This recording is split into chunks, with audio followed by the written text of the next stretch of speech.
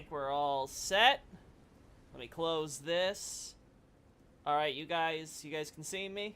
Yeah, I think you guys can hear me. Okay, good. Everything's good. Today we're gonna go with no background audio. We're just gonna enjoy the sounds of nature because I'm feeling a little bit of sensory overload after yesterday.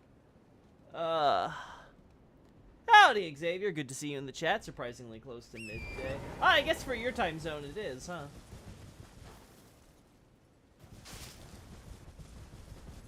Phew.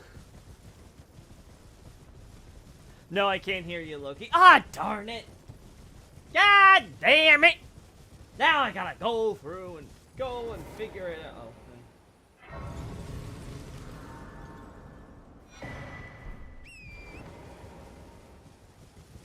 You just keep standing. Actually.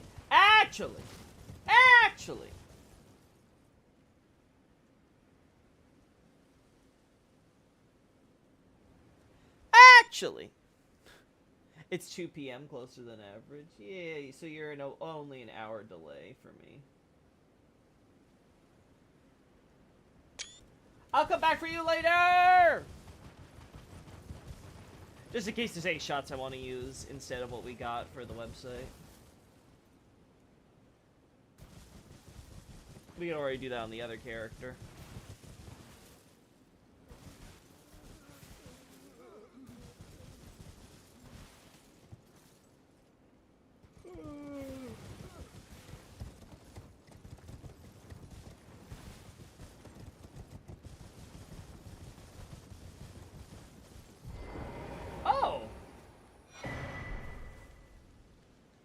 I really haven't chatted with anybody, huh?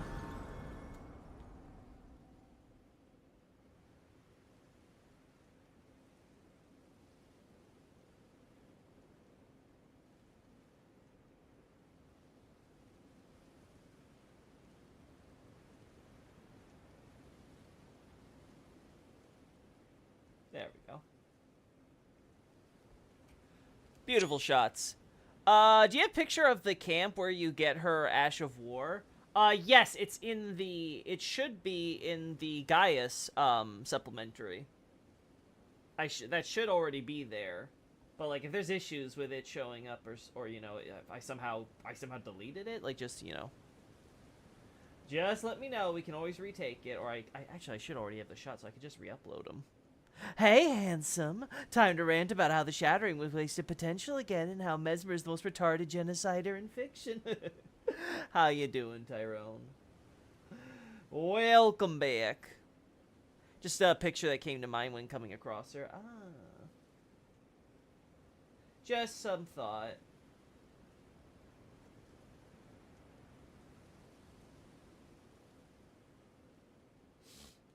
I will say, I think Ansbach is my favorite NPC in the DLC, just purely because of design and general, nobility, right? Like, I can respect this man. You? I still don't know what you're about. I completely skipped whatever your questline was supposed to be. I'm just like, you got a lot to live for. Oh, what wonderful. Now you're gonna kill me.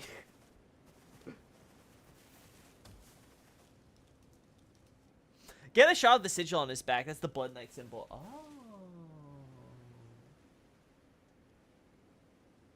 That one here?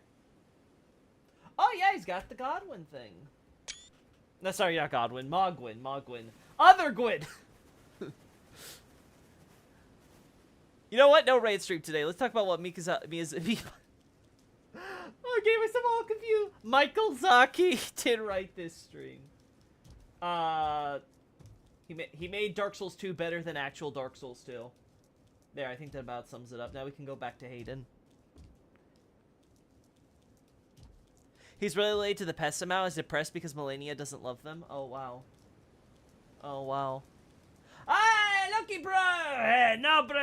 Welcome on here. How you doing? How you doing, my friend? Let's see. Nothing really interesting there. Nothing real interesting there. Then we got our fate. Oh, for a second I thought I was gonna fall to my death. It had to confirm it was a Loki stream after all. It was very important. I'm fine, brother. You? I'm doing okay. I had a very good night, honestly, yesterday, but it's exhausting. It's one of those things. I made some churrasco, you know, and I sprinkled bacon on it, you know, nice, good, crunchy bacon. So I ended up cooking that on my Japanese style grill, flat top grill. And then, on top of that, I then did, you know, did a little bit of sides with, like, fries and stuff. I actually bought these, because I was unsure, like, did I want, like, was I gonna hand cut the fries, or was I gonna, you know, get something else or whatever? And I saw that apparently, you know, the restaurant called Checkers, apparently they're selling their branded fries in, like, you know, bags and stuff at the grocery. So I was like, oh, you know what, I'll try this. I've never been to Checkers, but they say they're seasoned and stuff, so I'll take it. But they were sweet potatoes specifically, and I'll be honest, they're okay, but they're not, like, the best. I think I could have done better. I cook them in oil and stuff and all that, so, like, they weren't the worst in the world, but I was not. There we go. We had our Loki moment. Certified Loki moment. Hey, Pavli, good to have you here. But anyway, so I was doing all that with the cooking and stuff, and it was fun, and it was nice. I also tried baking some cookies, and unfortunately, I'm trying to get into baking, chat, but, like, listen, every time I do baking, I'm always reminded that baking is not cooking. It's a science, not an art, and I hate it. I'm an artiste. I do not like them being like, oh, you have to go exactly to this recipe. I tried adding some vanilla and a bit of cinnamon, and, you know, granted, apparently it was well received, but I don't know. They were not, I did not personally find them that tasty. Cookie bro cooking for real, yeah. So, like, I was overall satisfied, though. I think the dessert could have been more thought out. I could have done more. Oh, and then, of course, you gotta have your garlic and parsley bread. I loved heating that up. That was, oh my god, that is so good. Cooking is fun, but I have to do it one step at a time and not all out at once, so some stuff ends up colder than the other stuff. That's an organizational issue. Once you figure out, like, how to, like, you know, once you know what you're doing, you're experienced enough, it's all just about, like, managing. So it's like, okay, I gotta do this now, and then I go over to this thing and jump that, right? It's just you figuring out what the order you gotta do things in. Once you know that, it becomes very, very simple, and having it all, like, I had all my food done basically about the same time, like, within, like, a few minutes of each other. So I had everything laid out for when company came. Real lore-heavy question: what demigod do you think could have a happy you could have a happy marriage with? A happy marriage? Probably Melania, because of all her rotted stuff and her dedication to her brother, she could just go off doing her own thing and she wouldn't bother me. A happy wife is a happy life. You know?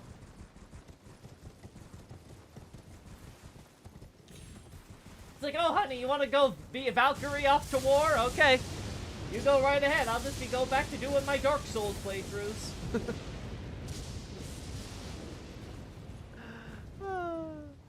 It's a task with clear ordered step instructions with a tangible reward. Yeah, well, my thing with baking is that baking just, you have to do it exactly to the recipe, right?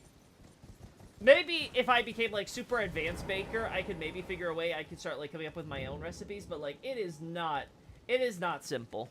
It simply isn't. Mikola would make you happy. No, I'm sorry. Mikola is not waifu. One, he's got stuff down there. Two, he's, how shall we say it?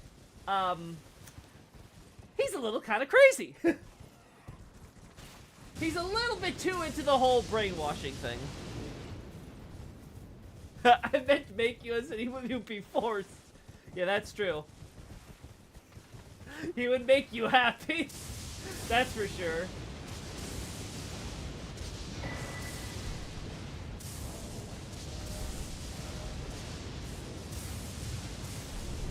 Okay. And he's a child, so kind of illegal. Listen, he is what we call a legal Shota. You've heard the legal lolly, but Miyazaki's like, why have none of you ever heard of the legal Shota? I promise you, officer, he was 600 years old. Oh, God, oh, Gwendolyn. Moog will never beat the allegations. It doesn't matter. It's like, I promise you, officer, it was brainwashing. He stabbed me with a branch. Still young for it to be gone. America's like, the age of consent is 1,000. I will not accept anything.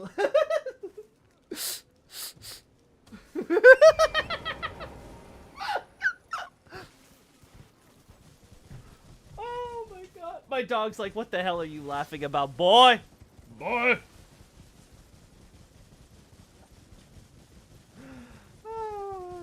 Alright, so nothing new here. I feel like I'd fight too much with Ronnie. Yeah, I'll be honest, I don't think me and Ronnie would jive on a personal level. She seems like... She does not seem like she's fun to take to parties. let's put aside the whole assassination thing she's got with her own family, you know, the whole, you know, blood feud she's got going. I don't think she and I just would jive on a personal level. She seems like a Debbie Downer. Yeah, this is the same stuff as always. You'd be alone with her forever if I understand the ending correctly. Yeah, but then I have to, like, constantly, you know, she's high maintenance. She needs to constantly be protected by everything that's trying to kill her. In space! What are you gonna see in space? Oh, honey, look at the stars. Honey, we've been looking at the stars for, like, endless days. Or at least I assume it's days, because we no longer on Earth to have day-night cycles in. The sun has been goddamn chasing me along with the moons for the past 3 months! It's like, darling! We would just... I think we would get bored with each other. We would file for divorce within a month. What about Melina, though? Melina? Okay, I'm gonna say this right now. The only benefit to Melina is that if she has... You could get a life insurance policy, and that'll pay out very quick.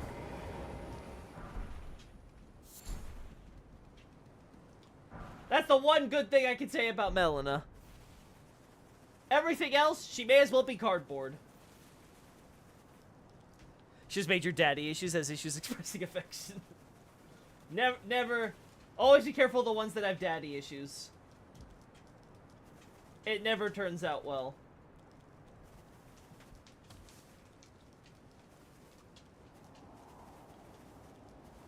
Yeah, there's nothing really here that I'm totally enthused about. I mean, this is kind of interesting because you got, like, the whole overflow here.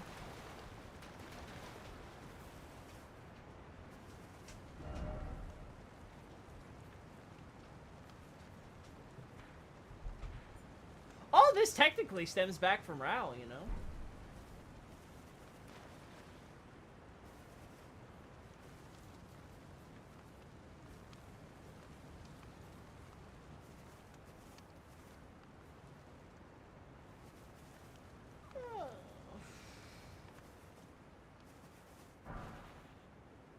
Nah, this is all pretty typical, yeah. Like, outside of the Rao thing, I don't see anything I'd want to get shots of to mention. And I think I already have shots of this camp. Does the Vision of Fire thing for Mesmer and Melina have anything to do with the Prophet seeing the Erdtree burn and stuff? It could be related. It's hard to say, because you can make the argument that the Prophets, especially if they're all tarnished... I don't know if that's a fact or anything, right? I'm just making a point there. Especially if they turn out to all be tarnished, it could be... it could just be something like a sign of, like, you know, the potential for the Order of the New Age and things like that, right? We also don't know if Mesmer was considered an Empyrean. It's never mentioned or anything, though that doesn't necessarily mean it wasn't the case. So I am wondering, like, where... Obviously with Mikola, there's kind of the meta reference of, you know, he looks like a girl, ha ha ha, so he's made an Empyrean like all his sisters and his mother, right? But I do have to wonder if male Empyreans outside of Mikola are actually possible. Like, is that the why Mesmer got a vision? Or is it, like you said, more like a prophet thing where male or female, it's just something you can kind of get when you're someone who has a fate which could decide the future of the world, I guess you could say, right? Like the fate of the Order. I would say maybe because he has the multiple aspects with the snake. That's true, that's true. I feel like Radon would be a Robert Baratheon situation. He'd be too focused on fight, hunting, and whatever else to be a good husband. I mean, hey, the guy might bring home some good game, though. I mean, if I want a hubby, I want a hubby who could definitely take care of me, right? So, at the very least, you would definitely know that if he's away from home all the time, he's not bugging you, and when he does come home, he's probably coming home with some good meat. But granted, I'm a carnivore, so I'm biased. I like the meat.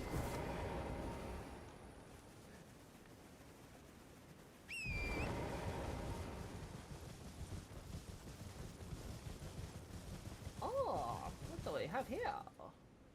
Oh, no, just the... It's just the same thing. They just put some of them behind. I was hoping there'd be, like, something interesting happening here. No. No, unfortunate. No.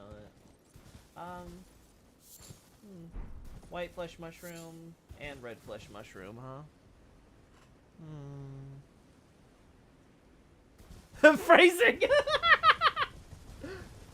I love me Radon's meat! Pause. You really like it, don't you, Loki? I was certainly not thinking of the implications, that's for sure. Oh no, I did not consider. Oh wow, so this is where this thing is.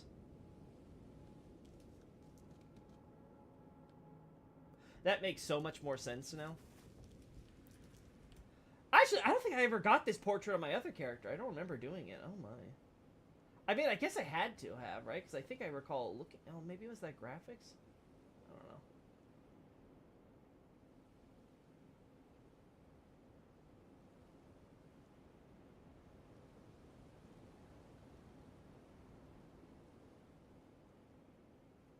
Alright. There we go.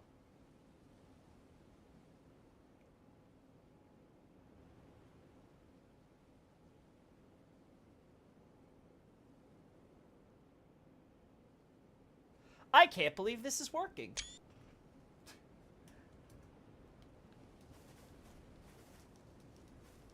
I should have taken pictures of the other one now. Now I'm regretting it.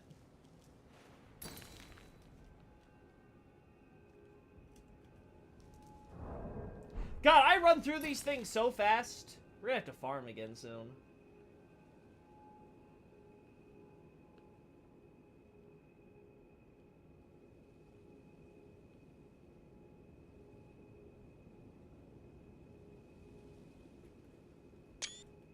There we go. I feel like Mo would be up at night writing his manifesto to the Earth Tree, and it would feel like dating an incel.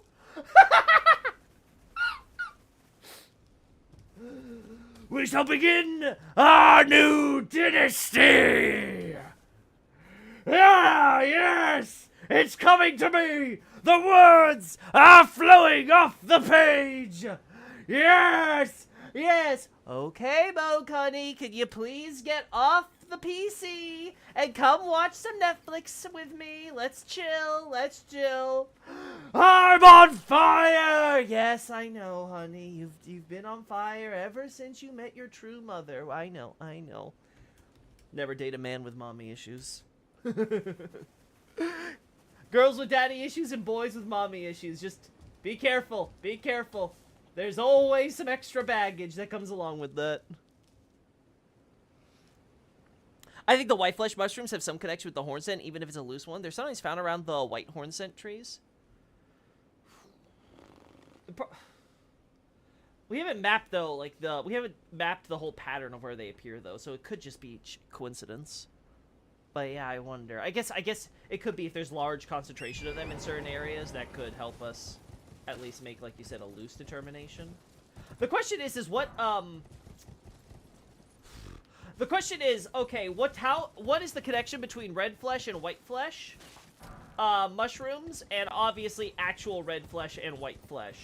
Like, is it the blood of, like, fish or something that gives you white flesh mushrooms? Like how aquatic creatures have white flesh in general? Or is it something like you said, it's purely for some sort of thematic, loose, like, symbolism connection we have here? Like, look at this. A string of 1, 2, 3... Yeah, no more than that. Right here next to this bridge. Is that significant? Or is that just, you know, padding the area with something to pick up? White is spiritual? Yeah, like something like that. Like, that would be my assumption, right? Because we see water is associated with, you know, the spirit. You know, it's like in Bloodborne, right? With spirit, the soul, space, the cosmos, all that jazz, mental energies, things of that sort. You know, the color blue with what we see with focus and things as well. So all that seems to be wrapped up together. So does that play into it at all? What about the red flesh then? Because the red flesh, you know, red, you know, like the crucible, physical, blood, you know, something very well... Oh. A furnace visage. A furnace visage. And a greater potentate cookbook. And this is for... Potentate. The hefty for... Ah...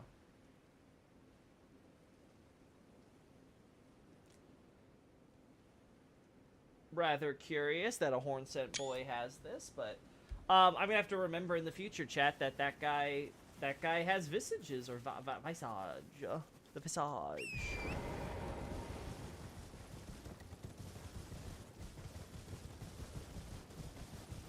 All spiritual items have a white aura. Is that so? Is that actually the truth? Huh.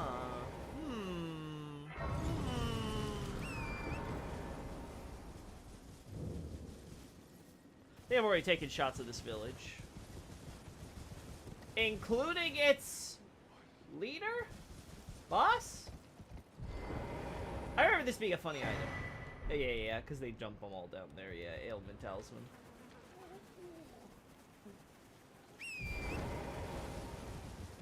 Oh. They was trying to make weapons against the furnace golems? Yeah, that would be the presumption. Though, how the hell he got the visages in the first place?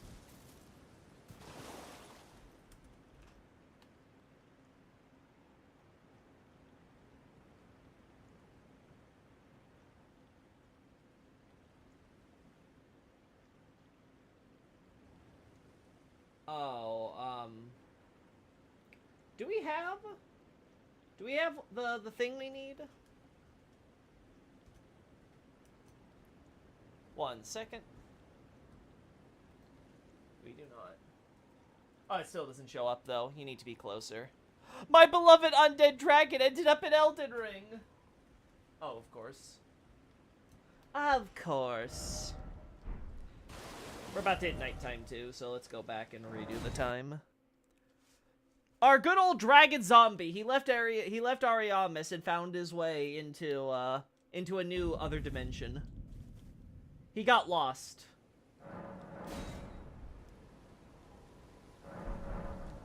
Oh my god. Oh my god!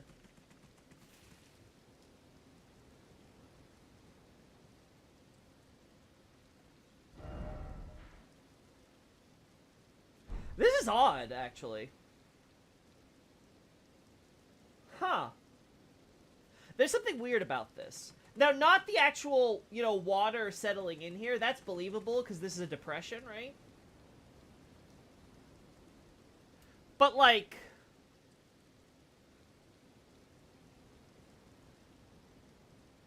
So, we have some dead trees over here on the edges. But for the most part, the dead trees are only limited to the water. Which is, again, usual, as I've talked about before. For some reason, big trees outside those mangroves in Liurnia, they just don't thrive in water, right? So they just die. So the only ones you'll see alive are usually those you'll find on the edges where, you know, they're on land just barely. Or they're just barely in the water. Like, they haven't suffered the full force yet, right? Like, just look at that contrast here. It's very clear. Clear as day. Clear as day.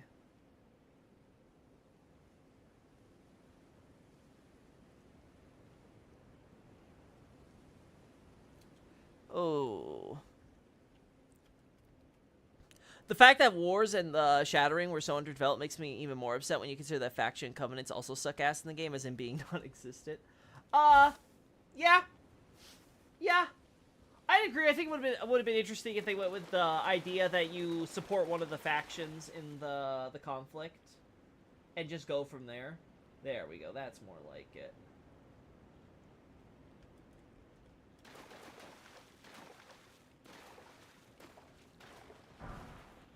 Great katana. That's an interesting weapon.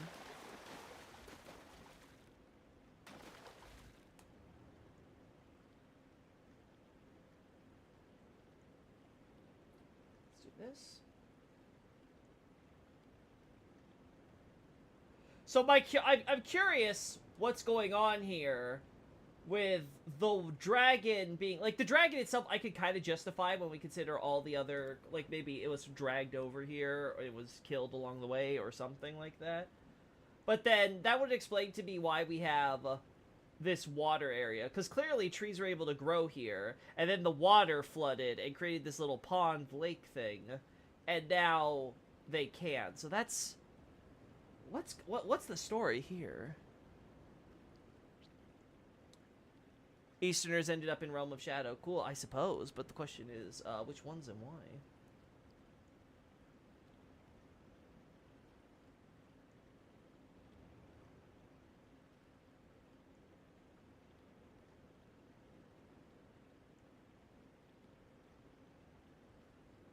The water thing's true for all the bodies of water, Night Scout. We've already checked them all, and we've already looked over it. It's a confirmed pattern. It's just a thing. They always have this. They always have these dead tree rubbish and you know, stuff like this being used for these types of areas, not just Liurnia. Great Katana could theoretically be connected to Yura and Company. Yeah, but the question is, okay, why, and why specifically here? Right. Again, it could even be something like if you wanted to just say not this location in particular, but even just gravesite plains as a whole. Is it just that, you know, some of the people working for Moog are Easterners, and so one of those Easterners who worked for Moog became part of Mikkela's forces and ended up dying here? Like I could buy that. That's, like, I think maybe the most sensible I could make of it right now. But, like, is that it, or is there something else? I'm trying to think it over. Ancient Dragon Man has a great katana for killing dragons. Then maybe it's not connected to the Land of Reeds. They seem to be obsessed with dragons, and this one didn't succeed. Ooh, I like that one. I like that. That makes sense to me. Melania's mentor used a curse sword, and she wields a katana, so some katanas might actually originate in the Lands Between, tarnished by a brought katanas to the Land of Reeds. I could buy that for sure. I could totally go with the idea that at least the curved swords, which developed into modern katana for the Land of Reeds, were actually thanks to the Lands Between. Sure. I can believe that.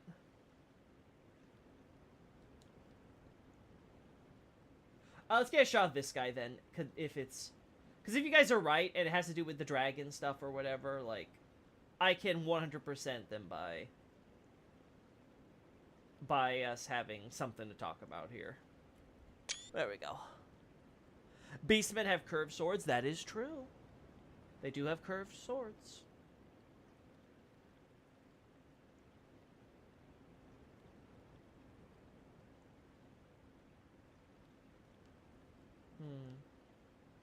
Alright. The Yura's girlfriend was a Dragon Communion person, and the Ancient Dragon Man has a special great katana, so... Yura's girlfriend was a Dragon Communion person. That is true.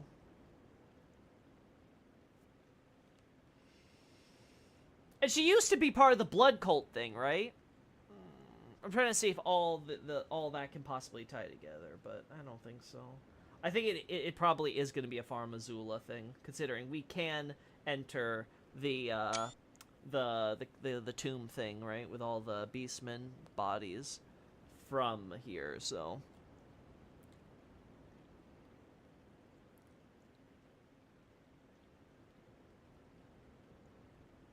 And pot shields. Do you have anything to say on that? Because it's weird to me. If you look closely, you'll notice that the earthenware pot shields have little gold flakes and stuff inside of them. So I think it's just an extension of this return to stone culture that exists in Beastman religion, right? You know, instead of return to Monkey, right? You know, return to Draco. So you see them. I think it's an extension of their burial practices, where they bury themselves in rock with gold, right? They'll wear gold jewelry and stuff, right, as like offerings and things for the deceased and stuff like that. It's about this idea of trying to, again, from my understanding, this has to do with the idea that the ancient dragons are essentially the progenitor race of the entire animal kingdom, essentially. So therefore, the beastmen trace their origins back to the dragons, and they look at them as like these great wise elders and knowledge, and like the grant, in the broader sense of the world, the grander ancestor. So it'd be kind of like if a bunch of humans were starting to I don't know, what's the famous single-celled organism? It's like a worm or something like that. Like, whatever that like, tapeworm animal thing is. Imagine if we like worship that and we're like, oh, we have to return to that, so we'll cover ourselves in like slime juices or something when we die and get buried or whatever. And like, I don't know, like make it where we all have to be buried with like all our limbs straight and stuff, so we look more like a worm thing or whatever. I think that would be the same idea there. And the pots are kind of like, yes, we are going to take earthenware pots. We're gonna dry them, which I get the concept, right? Like you have these those big pots things. Those things like they harden, right? When you take that clay and stuff, it really dries and helps text be preserved and stuff when you get to cuneiform and things like that. But then you got what's the word? Then you got the gold stuff in there, right? And it's like, okay, so we create this thing which kind of just embodies our ethos of rock with gold. Return to Dragoon, yeah. She's currently a bloody finger with purifying crystal tear when you find her. So she used to be Dragon Queen? Is that the idea now? Eleonora used, she is now. Eleonora used a twin blade. Okay.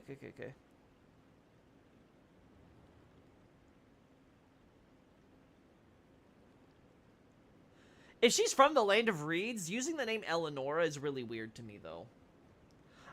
I will say this, though, because we're seeing a lot of connection between Moog and the Land of Reeds.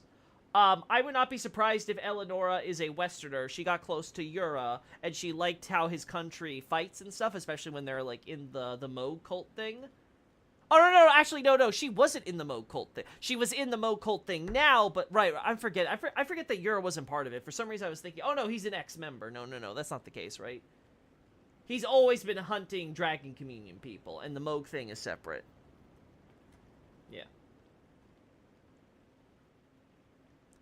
So, okay. So then, it would have to be something like, they're both, like, he hunts Dragon Communion people, she's his friend, eventually she turns to Moog, though, right? And I guess the question would then be, did she meet Yura before or after that?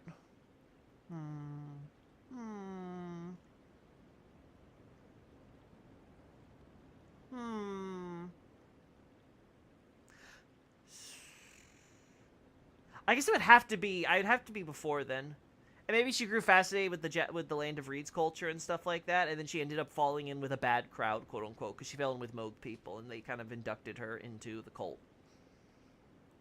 That's probably the best I can think of, is that she was really interested in stuff like Yura, wanted to learn more about his culture, found more Easterners like Yura and stuff.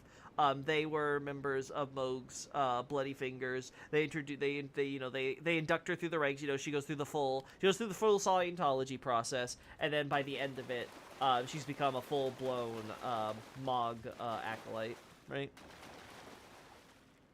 I don't know what the Badlands are inspired by. Definitely has dark skin and the Lu surname. What's going on there? I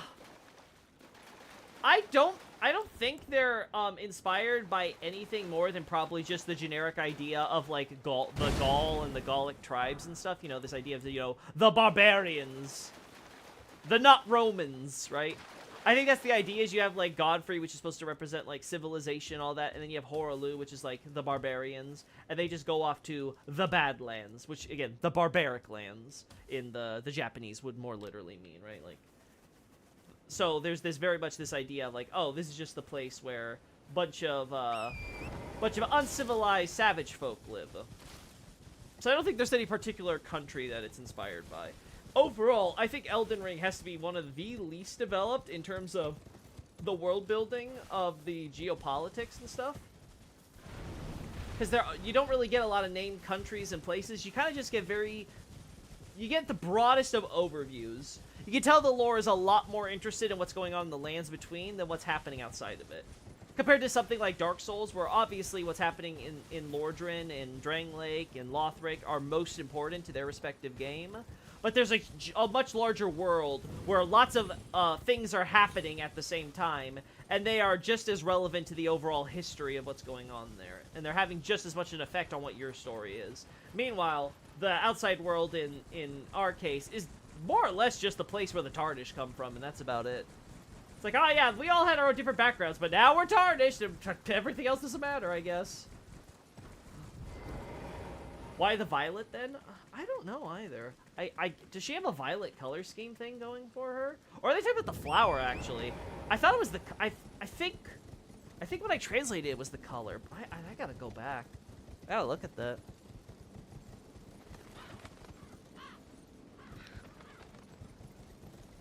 Yeah, as I've said before, guys, I do not look at a lot of the minor NPCs enough, so, like, even Gideon stuff, I think I've mostly forgotten. I remember looking at a good bit at some of the Gideon stuff a while back.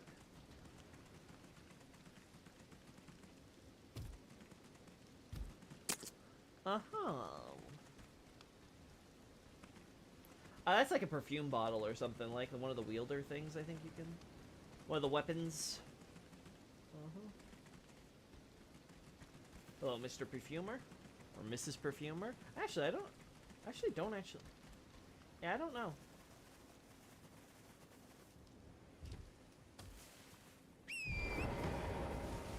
I learned that barbar in Barbarians is an onomatopoeia that means gibberish, so it's come from them referring to people that they don't understand speaking. Yes, yes. Way back with the Greeks, especially, that was sort of the idea, was that if you don't speak Greek, then, you know, you're clearly a barbarian, right? Like, you're not a civilized person like us Greeks, right? Yeah, that goes back to, you know, the Greeks being like a loose polity of city-states and things like that, right? And they'd have like their Greek leagues and all that jazz, so. A swift spear, huh? Let's look at these items for a sec. Bless me. Alright, so basically just to tell us, hey, Mesmer folk are really into impaling people on thrusting stuff. Weapon unique to warriors of the lands of reeds. Designed for aggression, this armament requires the wielder to throw their entire body into swinging it. The slashing attacks of its honed edge incite blood loss. Oh. Uh-huh. In Slavic languages, Germany is called Mu People Land. Oh no.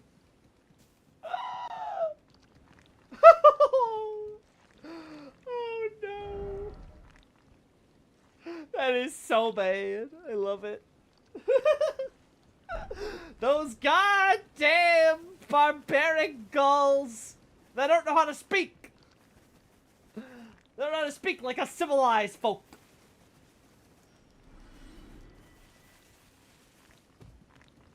This is a stone, right? No, glove ward. Okay.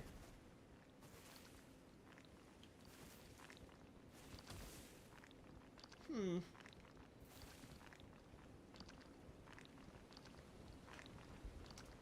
Oh.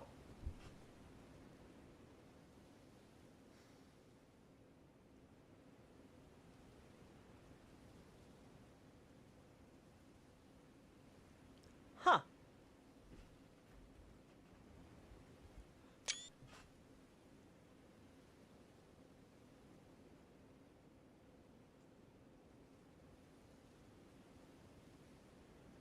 Oh boy. Oh boy. I really would have liked to see a mix of Gallic and North Africa tribal people, see them coming from the lands between with their own culture and influence. Yeah, I do feel that there is a neglect on the global south when it comes to Miyazaki's titles. And obviously that's because his work has always been heavily inspired by North European legends, folklore, and myths and all that stuff. So it's understandable why. But it's what, and obviously, you have to somehow shoehorn in Japan. You can't be a Japanese developer and not somehow shoehorn Japan into your fantasy game, right? Even if it's just the one character. There has to be that one Ronin who somehow traveled all across the continent from totally not Japan in order to enter your story that takes place in a European-inspired fantasy setting. It's law in good old Nippon, But, yeah, there's definitely, it would be cool to see, like, Dark Souls 2 kind of does this because they introduce some really, dark-skinned characters and stuff, like Moglin and things like that.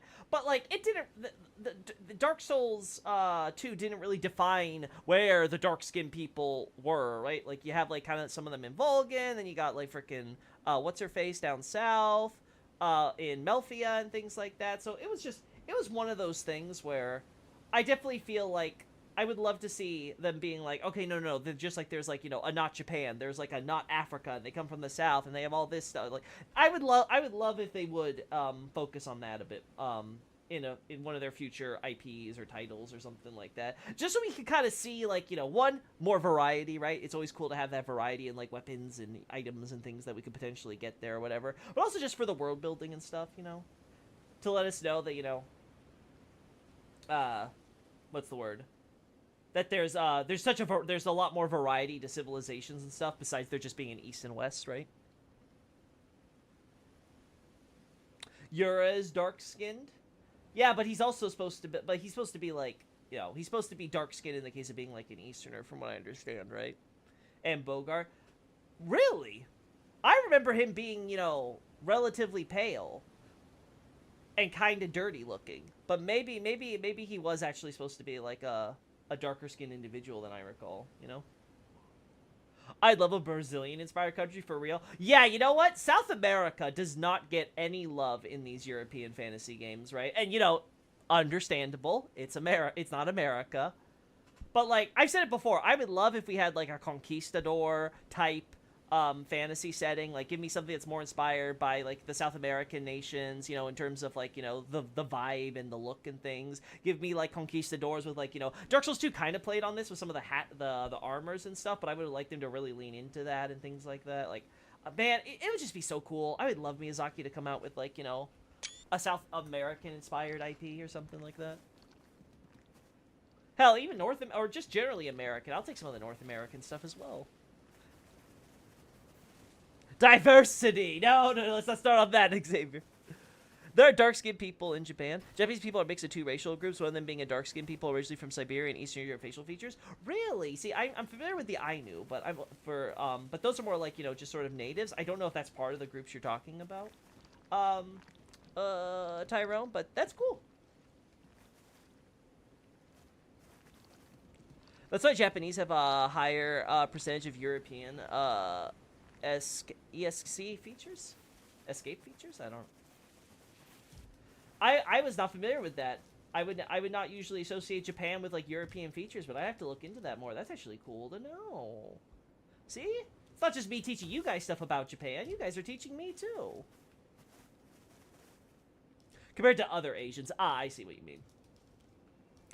Imagine a Souls game with its main plot inspired by a historical war in South America, like, I don't know, the Triple Alliance War, Brazil, Argentina, Uruguay, Paraguay. Yeah, exactly. Like, there's a lot you can do. The question would always be, like, the era and stuff. Like, obviously, the closer you get to modern day, there's always, like, the ruination of the fantasy. Like, I think Bloodborne pretty much hits it there, because, Victorian era is kind of its own, like, mythical time period of its own at this point. And it's only going to become more mythologized as we get farther and farther away from from that period.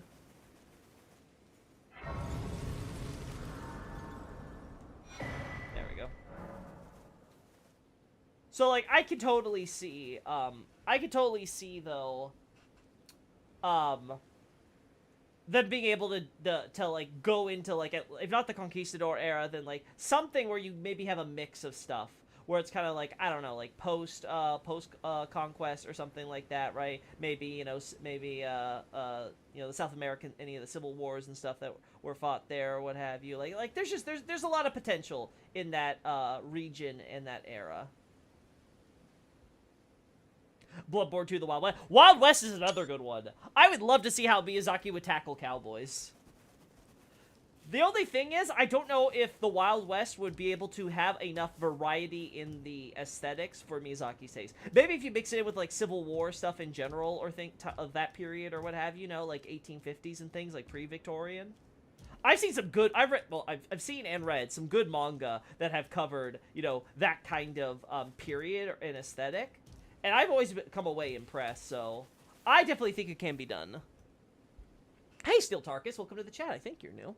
In my opinion, Bloodborne works because it's not just Victorian era; it's always mixed. Yeah, obviously, I'm talking about purely like I'm talking about purely like what the core pillar for the aesthetics and stuff is. But yeah, obviously, Bloodborne, there's a little bit of medieval stuff, especially when you get into the Canehurst and things. Obviously, the overall game is a mix of also, you know, like 20th century Lovecraft and things like that. So I'm not trying to like overly simplify, but I do want to. It's just one of those things where I'm considering of like, okay, like what's like the core look they want to go to. And, like, the problem with going closer to the modern day is that it looks more modern, and that starts, you know, that automatically takes away a bit of the fantasy from it, right? Now, you can always do, like, an urban fantasy type of deal, right? Where, you know, you kind of embrace that kind of that modernism, but sort of, like, contextualize it with, like, oh, there's, like, a secret supernatural side or whatever, right? But you know, it works a lot better, I think, when you work with medieval fantasy games and things like that, right? Like, there's a reason why they're so popular. Hey, Lami, I haven't seen you in the chat in a while. And then there's me, who wish for a Souls game with no weapon and just martial arts. Oh, is that so? I don't know. Wasn't that Jade Empire? That was the one BioWare game I never got into. Didn't Jade Empire have that thing where it was just their entire fighting system was like an action martial arts hand-to-hand fighter type of thing? Boo! Get out! We got a Dr. Ratio here.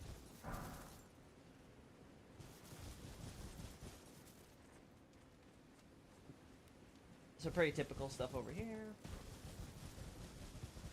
Then we have, yeah, the fighting and stuff there.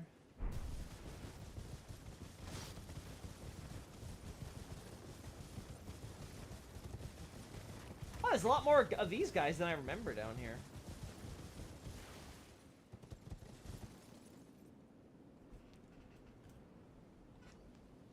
So the question is,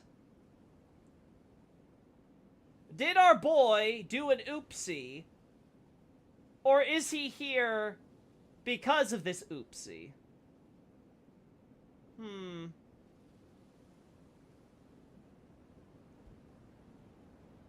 Jade Empire had martial arts? Yeah. Okay, so you'd probably be something like that then, huh? Probably, Lami. Unfortunately, Jade Empire never took off for BioWare, but granted, we may not even have a BioWare much longer anyway, so maybe they'll be desperate enough to try it. Try to resurrect the IP. I mean, just imagine fighting wyverns with just the power of kicks! Isn't it amazing? There would be definitely something meme-tastic about that. Eleanor's pole blade says it was forged in the Land of Reeds, and Yura's iron casa was crafted to imitate the woven straw hats worn in the Land of Reeds. That might be tarnished, not weaves. Well, weaves can be tarnished. That's not mutually exclusive. But, yeah, I get what you're trying to say. I mean, I'd have to... The problem with Yura is especially with... I'd have to think about that one more. Maybe you're right. I don't know, it feels very weird to me with Yura specifically, right? Festive Grease.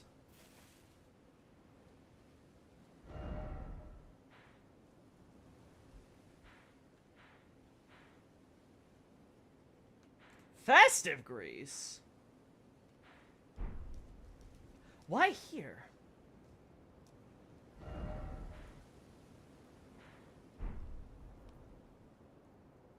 It's above Midra's mansion? Is it foreshadowing?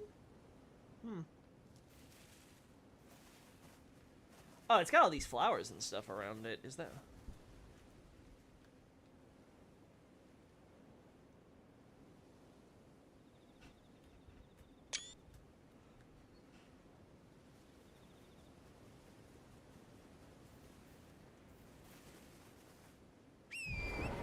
Oh, look, I think I'll be able to later today send in the Discord server the textures for Frida's paintings. Oh, thank you so much, Nobre. I really appreciate that. I love you forever. It's also near the fort? Oh, yeah, it's right across from Fort of Reprimand. Technically, it's right inside of it.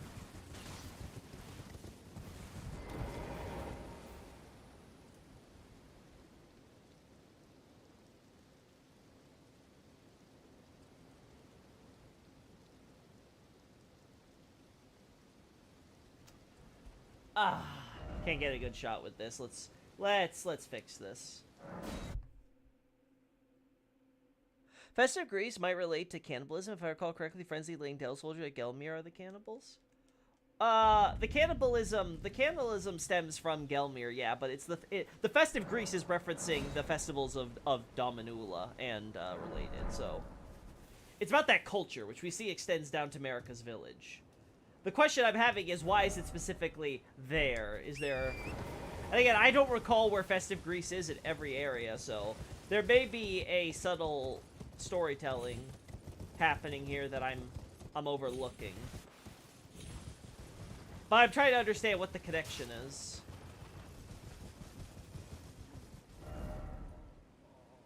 Oh no, we're supposed to go the other way. Uh-oh, uh-oh. Uh-oh. Screamer alert! Oh my god. I made a terrible mistake. I made a terrible mistake. There we go. I didn't think the drop was this bad.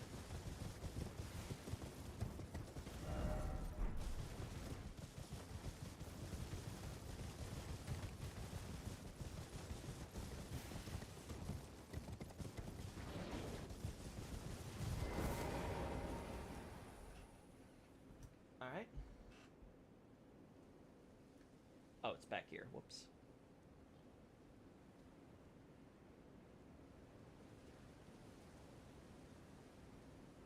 Let's see.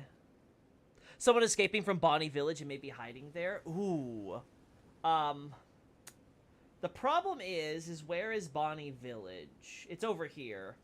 That's a little on the far side.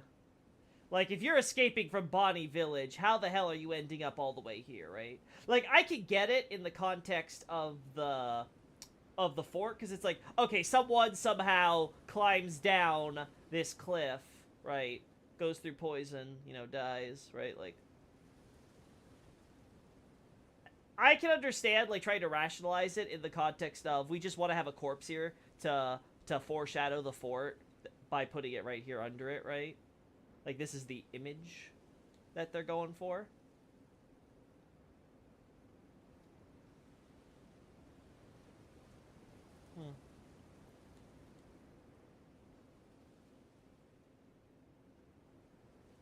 Alright, just a little bit of cheating. Just a little bit of cheat. Actually, no. I might even need to cheat if I can do this right. Ooh, okay, so first get this lower. Yes, yes, okay. Yes, alright, so. Beautiful. I love it. It's a horn scent. Yeah, it's a horn scent.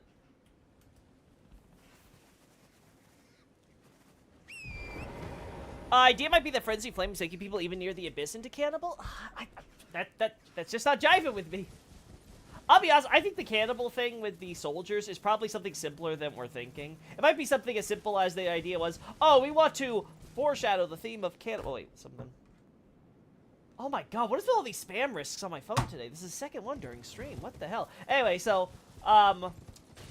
the cannibal thing might be something as simple as just like, oh, we want to foreshadow, you know, Rykard and the man-eating serpent and all that stuff. So we're going to show the soldiers of Langdell and stuff in the approach to Gelmir who are so desperate for food after brutal, gracious battles, and they have no rations that they are willing to eat some of their own corpses as they're trying to pick up the dead from said battles, right? It could be something as simple as that, and it has no connection to some supernatural forces or whatever, right?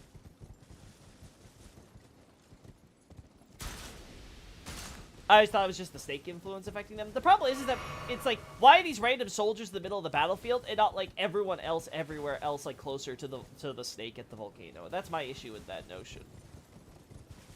It's one of these things where we're basing it off like one event that is set up as part of the foreshadowing in the lead up to Volcano Manor, right? Like, these are one of the things that as you're approaching the manor and you're going to figure out what's going on there, what's up, that's one of the first things you're seeing, and it's putting in your head, oh, you know, man eating his fellow man, right? Which again becomes relevant with right card. So, I don't know. I don't know, I can believe the idea that, oh, we're close to the quote-unquote abyss, and for some reason that means now people are going to become cannibals and have festivals like in Dominula. I just don't see it.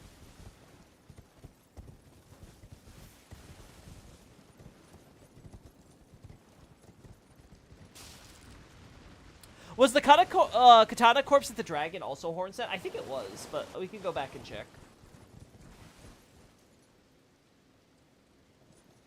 Which might tell you that the Horn Center have been helping out with the Dragon Communion stuff, which, you know, that's believable.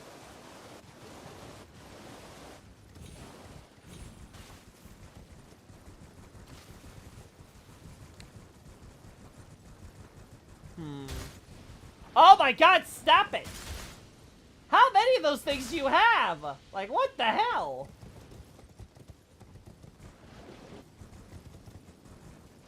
Oh. Did I pick the horn scent over here? Oh. I know there's no mini boss or anything here, right?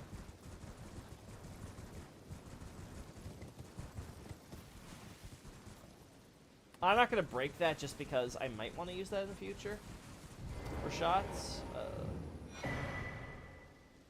Talisman of the Dread.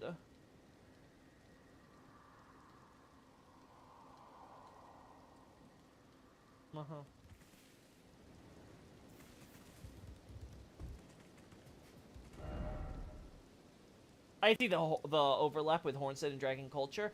Sure. It could also just be because they're close to each other. You know, it's like, you know, some people are inevitably going to split off and be like, hey, that's kind of cool. I kind of want to serve your cause. So, I'm fine with it either way.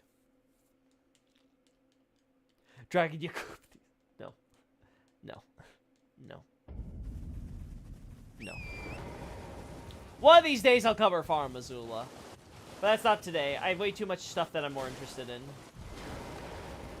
Yep, another horn scent.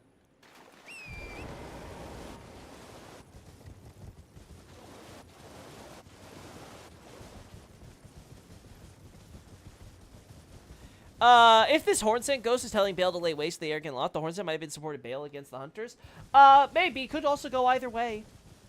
Especially if the idea is supposed to be we have a horn scent with a katana that tries and fails to kill the wyvern there, right? It could be where, you know, there were horn scent that supported both sides or either side, you know, like I could totally see that, you know, that there weren't like a monolithic where like they all went like, you know, again, I'm talking in terms of like, you know, this is just like not like a government-backed, like, unified, oh, we're gonna go and sponsor your war against Bale or for Bale or whatever, right? Something more in the context of, oh, just a few stray horn scent, you know, they're just kind of doing their thing, living their life, and, oh, well, they came across these people, or they heard rumors or whatever, and they followed them and to learn more about those people.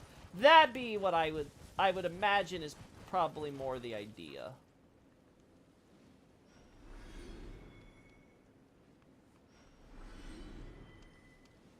You know, it makes you wonder why America didn't just destroy the tower and outright, you know? I mean, you're burning down all these people and you can't just destroy the tower, you gotta seal it in a shadow, though? You know, that seems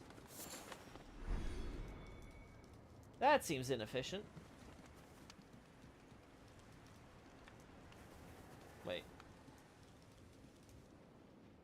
That's a normal corpse, too. That's not horn scent. It says it's unique to Warriors of the Land of Reeds. I imagine it means something even they haven't seen or thought of. I have to look at the JP for that one to confirm it for you, Nobry. But even assuming that's true, I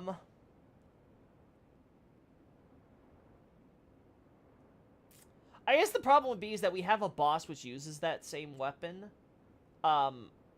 in the Dragon Tomb thing. So either the idea has to be that, we have people from the Land of Reeds who've come to, which is totally possible, who've come to the lands between before the Shattering and the Tarnish and all that stuff, for a long time, maybe even, or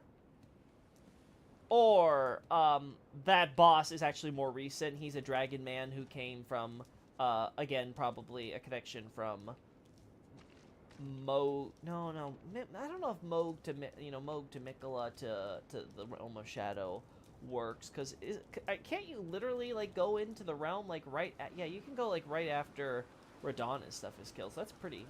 I guess it depends on how liberally you want to play with the timeline. Yeah. Okay. Oh, I picked you up, did I? Shadow Realm 4? Ooh, we got the catacombs here. I'll be honest, I have zero interest in these catacombs. They're all kind of boring to me. I don't remember there being, like... The only thing I could see myself wanting to do is get some of those, like, necromancer, sorcerer enemy things. Those guys are kind of cool.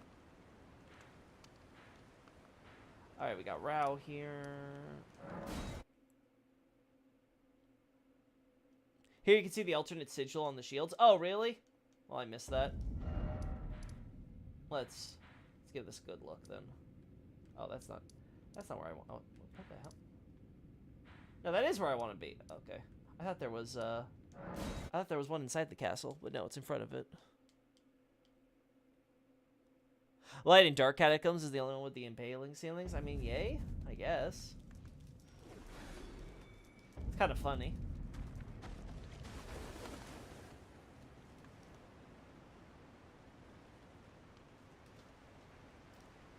Where are these alternative sigils here? On the walls?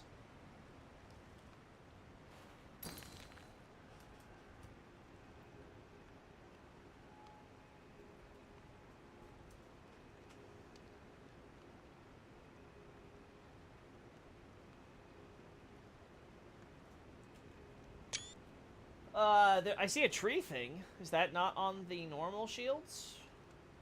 Or are we talking about the banner specifically? Back by the door.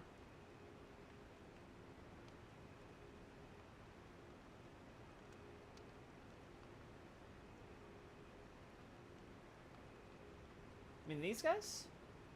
Oh, these are plain. Got a good old sponsorship from the Lothric royal family. No, it has the normal Shadow Tree sigil. Oh. Huh. Well, so better keep that in mind. Oh, you meant the decorative shields, not the Lazuli. Yeah, obviously not the Lazuli guy. Clearly. Lazuli, I would have loved it if the Lazuli guy ended up using one of these shields instead or whatever. That'd be a neat little detail, but yeah, I don't think they wanted to go that far.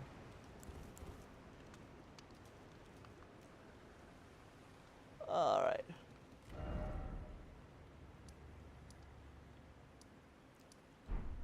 You know, I've never thought about this, but I'd have to wonder if those who join the Lazuli school all have a dream of becoming enchanted knights, and so this is kind of their training as squires. I have to wonder that now. Because maybe the Lazuli Knights are actually, like, they're called that because they actually want the Lapis Lazuli cloth of an enchanted knight of Caria.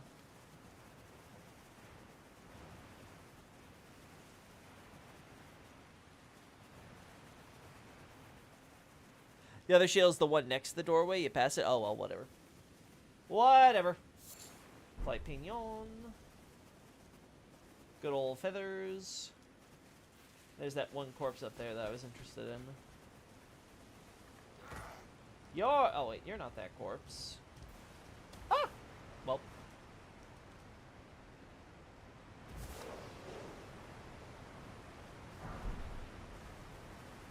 Well, whatever. Like I said, I want to go over here now.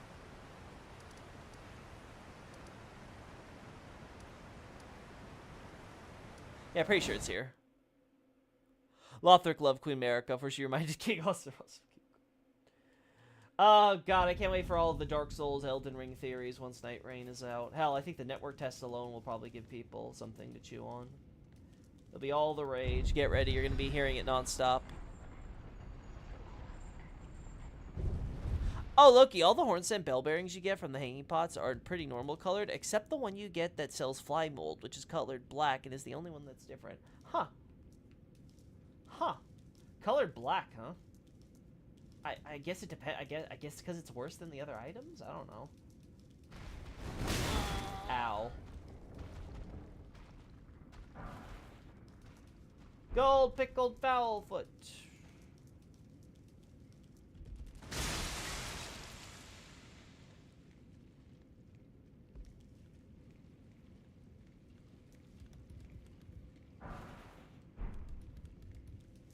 Wall of Sparks. Yeah, we know about you.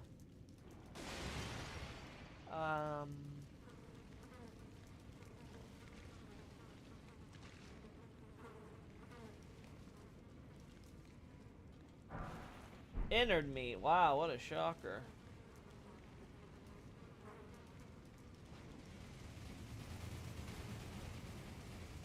Oh, they took these from Langdell and kept them gold.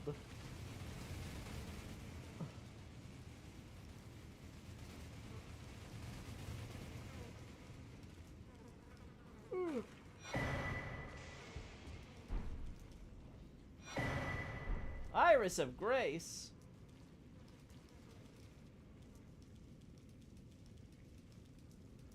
Oh, Loki, the lady near the altar cast the blood/flesh spell. This one. Yeah, I remember getting hit by range attacks at some point, so... Yeah, her? Good to know. There's some theories that the Verdigris Discus is a bell bearing in the center since it resembles Moore's bell bearing. The thing is, a bell bearing is, you know, it's the ball, it's a bell ball, right? It's the ball at the end of a bell, which lets it do the ringing, so... I don't know why you would have it in your armor. I guess maybe if it's, like, just symbolic of you being a merchant, or... I don't know. Again, I still don't get what the point of bell bearings are in the, you know, the lore stuff. Like, why do people have all these bell balls? Like, why is that a thing? And it's such a thing that you got the one guy who'll just keep hunting them for it. I don't know. It's bizarre to me. Oh no, it's a part of the force spell. Oh, I do not remember that part.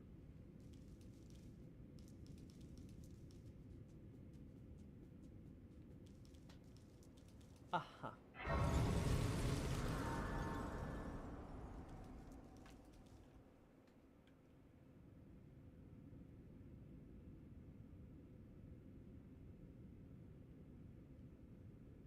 We'll do something like that. Oh, they might relate to Raoul, huh? That's an interesting hypothesis. I guess because there's the whole thing with this. I don't know.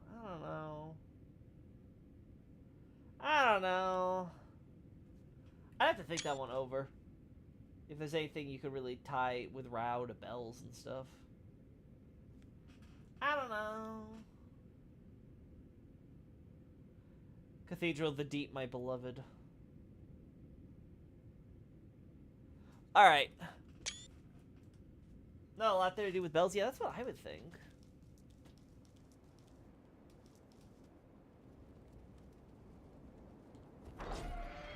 Alright.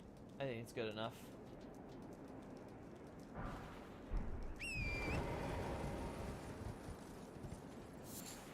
Beast liver. Beast blood. Smithing stone 4. Red flesh mushrooms. Thin beast bones. Smithing stone 2. Somber.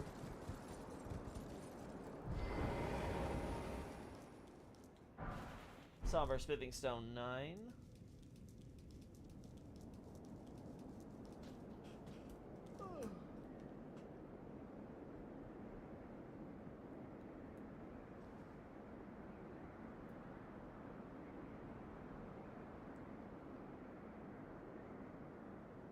There we go.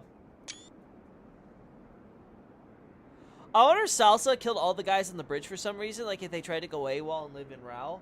I don't know about living in Rao, maybe I think the idea would probably be that Salsa's killing anyone who comes this way, because he at least has some rational now for believing that, anyone who comes this way is trying to burn Rao to the ground, or maybe he's just trying to take the precaution. He's like, okay guys, I'm gonna make sure that no one gets through here now, so none of you come by, you will die.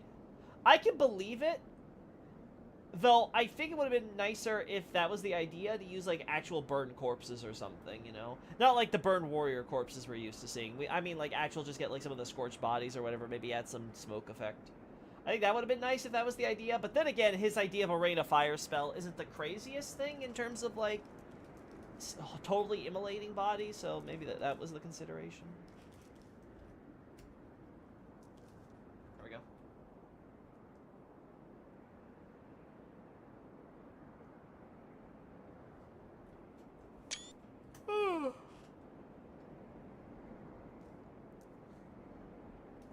Or remnants of food and stuff like that. Yeah, it could be. It could be the idea is that they're going, like you said, going up to live there. But then the idea should be that they're coming this way, not this way down the line, you know. So it'd be a bit weird to me if they're the way it is. Unless the idea is supposed to be they were killed while Salza was walking out and they're like, hey guys, I'm coming back from my camping trip. Blah. I don't know. I don't know. There's a lot of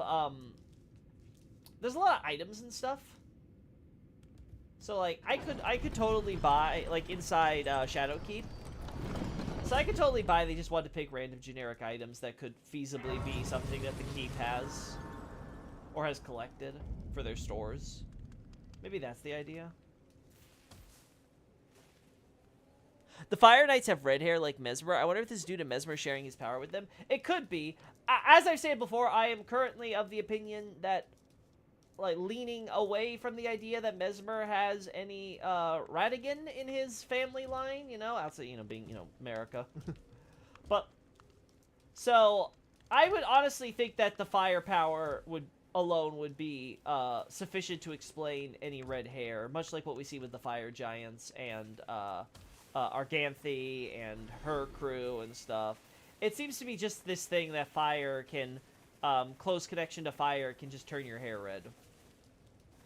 I don't know if that's because of time to the exposure or just the severity of the power or whatever, but... Somebody tell Midra! He's burning! He needs to make sure he gets a nice red head of hair.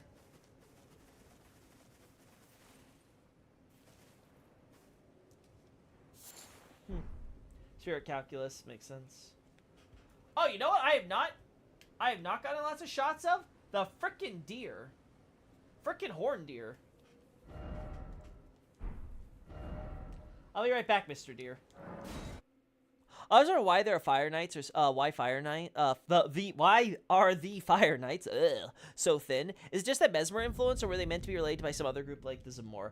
I'm pretty sure that they're supposed to have been banished from, like, noble families and stuff for their support for Mesmer and things like that, if I recall. So, I'm pretty sure the idea is just that they're trying to mirror Mesmer. Which is why they have the whole snake and, Linky thing going for them. Because they're loyal to him, they're like, we're you know, it's kind of like how Melania's, Clean Rot Knights gave themselves the Rot. So they could feel closer, you know, we're totally behind you. We're like just an extension of you, right? We are your swords, as it were, right? We just follow what the hand directs. I think that's kind of like the symbolism they're trying to get across.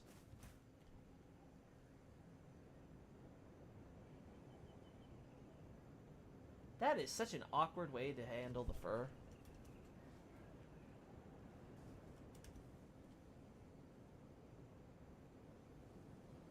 That makes things so awkward for me.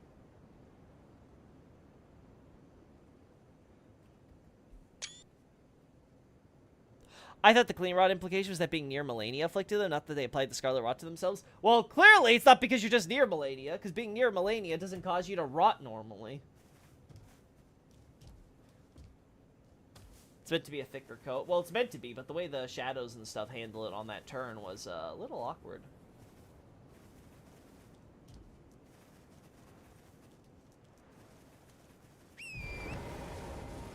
I would say the food is what's left on the corpses since bats are eating them.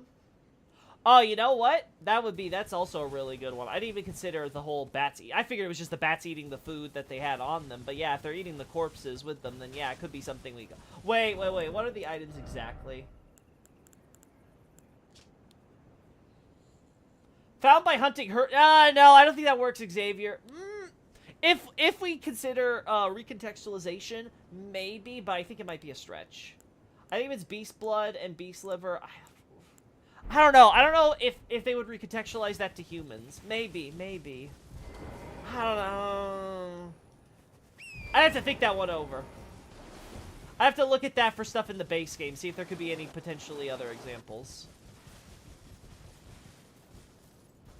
You find beast blood on corpses killed by room bears? Yeah, but is that because if I remember correctly... Yeah, carnivorous beasts. But is that because the rune bear killed them and shed their blood, or because they shed the blood of another bear or rune bear and they have it on them, therefore?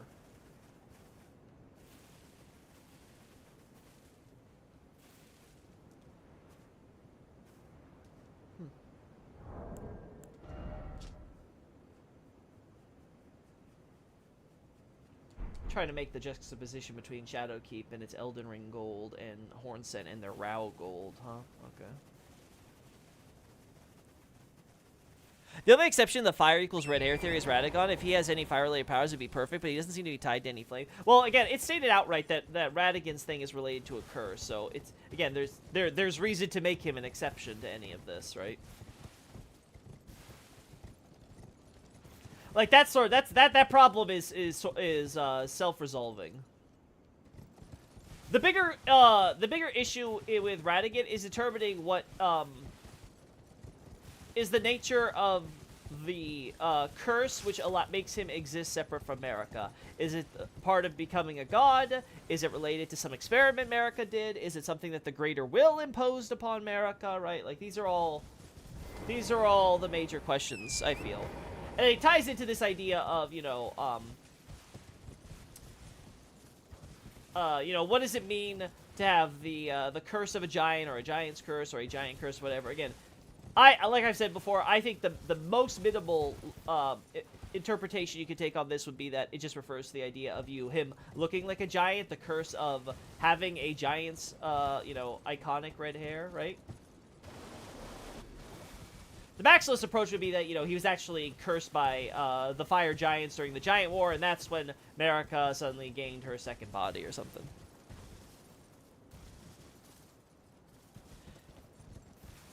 He's very weak to fire? That is hilarious. Right, he has 0% fire resistance, so the fire is trying to kick his ass! There we go, the fire connection.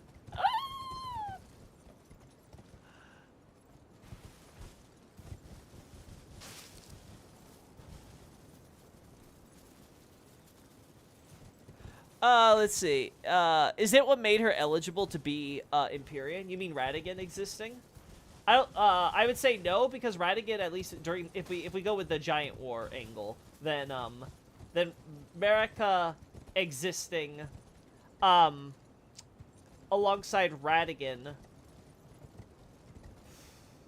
How do I put this? She should already be a god by that point.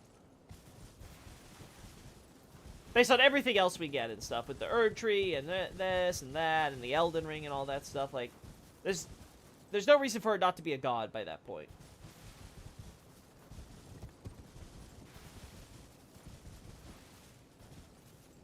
Okay, she has the Erd Tree, she has the ring, she has Godfrey as her Elden Lord now. Like, officially he becomes Elden Lord and is leading her. So by that point, by the end of the Giant War, like, she's already a god. I say that because Miyazaki says Empyreans have multiple aspects.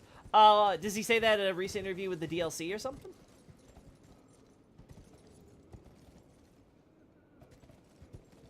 Because that would be the best argument for saying that Ratigan has always existed, and maybe he had different hair color, but then the red hair came later, right? That would be the best case I could think of for saying that, you know, America always had Ratigan.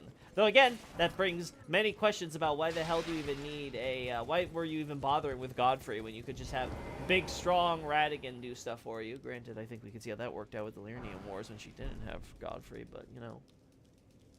Clearly, she thought it was worth a shot then, so why not earlier?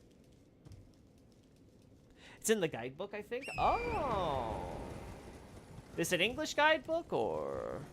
My main theory was that he's born when Marika removed death from the Elden Ring, being its vessel. Every change on it reflect upon her, so I thought he was the result of that. Oh, that's an interesting position. The problem is that you then have to compare that to Miquella's situation. And Trina... I don't think we can firmly establish... or even infer that Trina was created from a separation of, I guess, a Great Rune or something with Miquella? I don't know.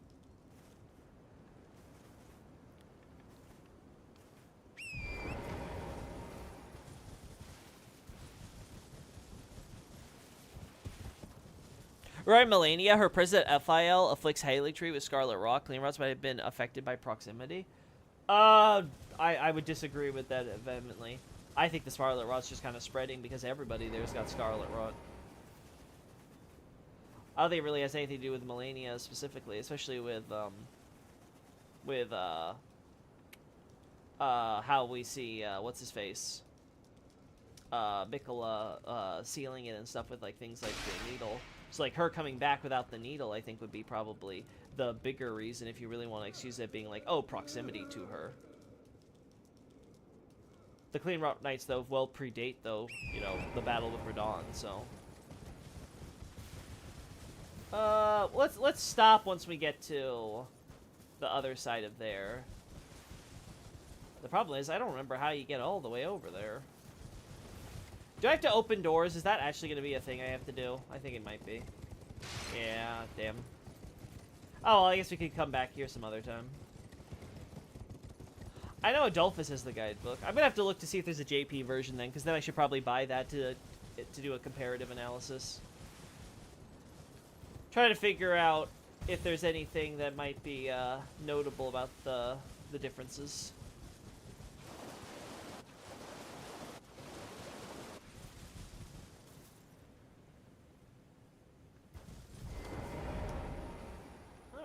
Oh, actually, you know what? Maybe, because I don't think I have to open gates for this one. Maybe we can't use the lift thing. It's around here, right? Yeah, here we go.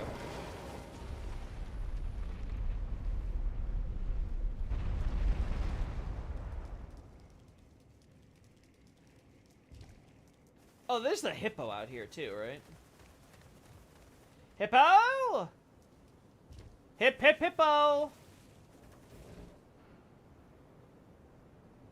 You know what? He does look smaller. Oh my god.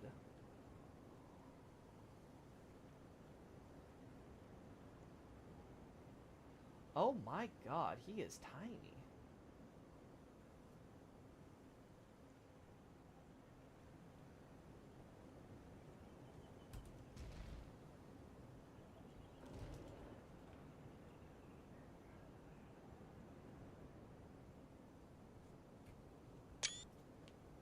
There we go.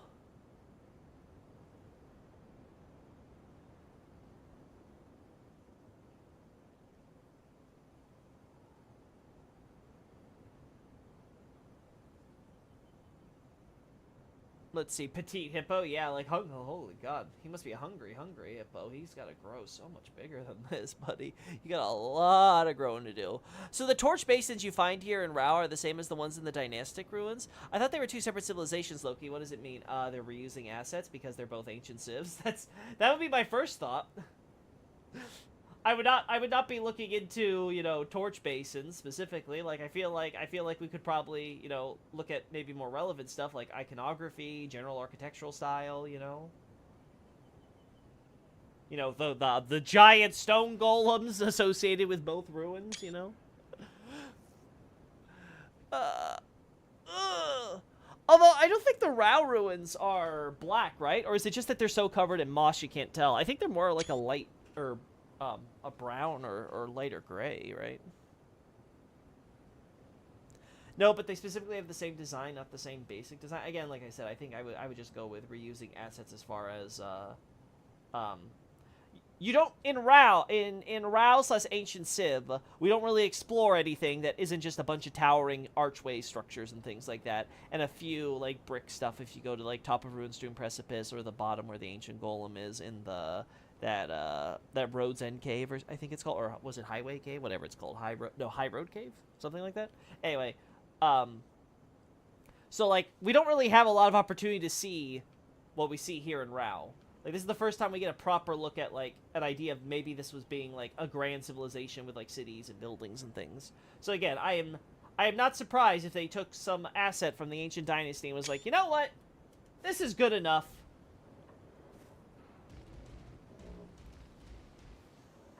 Especially considering Ancient Dynasty and Ancient Civ are supposed to be contemporaries. So, I'm not gonna cry over spilt milk there. Let's see. It's also where he says the two fingers create the round table hold, if I recall correctly, Loki. Wait, what are we talking about now? Did I miss something you were saying earlier, right, Xavier? Probably yes. The big hippo is also the only one with the crucible incantation. Yeah, that's true.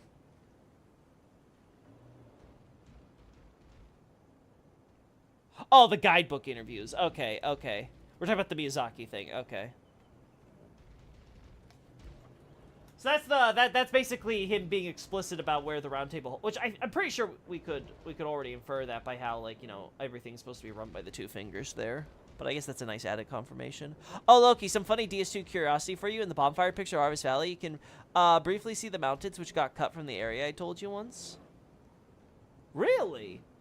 They left that inside the little graphic there for bonfires? Cool. Hey, let's keep going.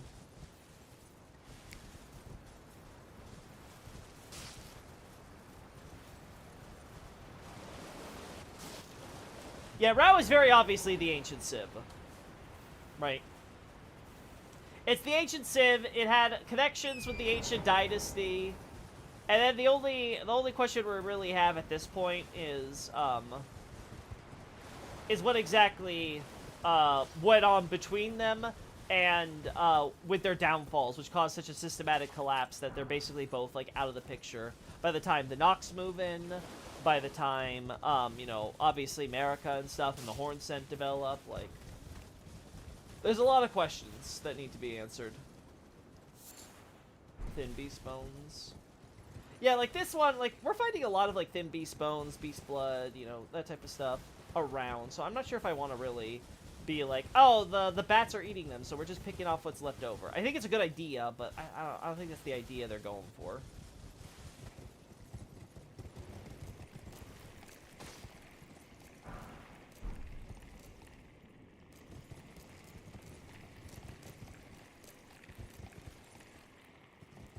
What are you guys eating? Oh, you're eating your buddies. Oh, you're just nibbling on a friend. Oh, okay. Who came first? Yeah, that's another question. Like, was it that the Ancient Civ developed and then, like, a part splintered off and became the Ancient Dynasty? Did they both develop independently? Did Ancient Dynasty come first and maybe Ancient Civ entered the surface later? Those are the type of questions we do need to ask. Also, are those burning scrolls? You mean down here?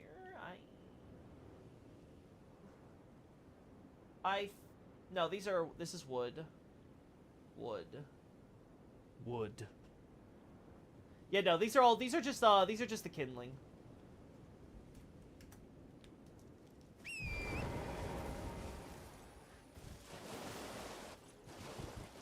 In my opinion, Ancient Dynasty equals old, Ancient Civ equals Rao. I don't think that's an opinion, Knife Scout. I don't think anyone would disagree with you on that. At least not. I haven't heard anyone disagree on that. That's pretty self-evident. That's.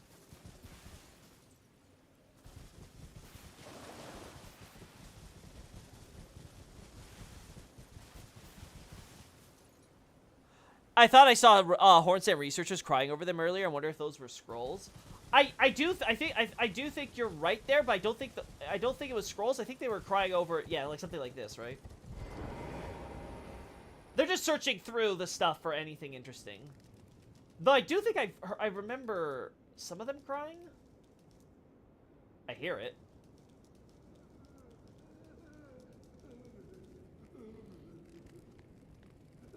He's crying by. Oh, you know what it is? I think the guy has PTSD from the fire. He sees those embers and he's like, no, no, Mesmer, no. Yeah, the more I look at these guys, the more I think, yeah, I think this has to be something dealing with like Mesmer or something. Like he creates some sort of after shadow. Oh, this is the way. I didn't even think about going down this way. I thought we would die. No, no, we do that. Yeah. We're not dead. Also, dude, what do you got in that pot? Like, that guy's not got a sparkly. Why do you get the sparkly?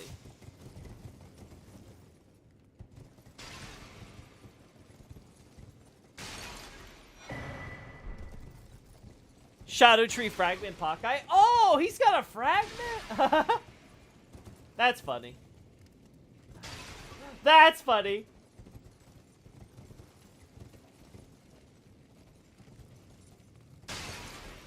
There we go.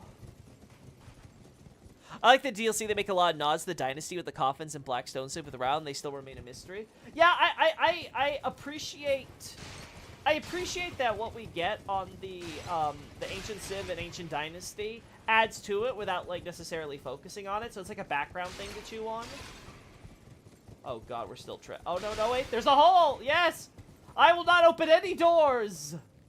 I will get through this place without shortcuts.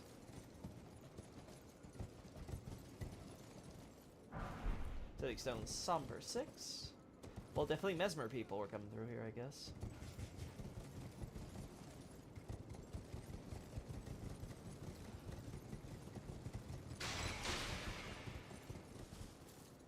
Oh, we're still not all the way down. Holy hell.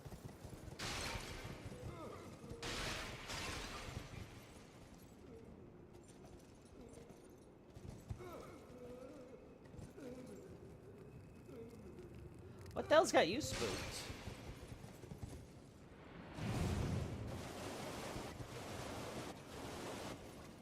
Also, Scorpions here have a unique move, Loki, where they roll like Romina. Oh, that's a neat little detail.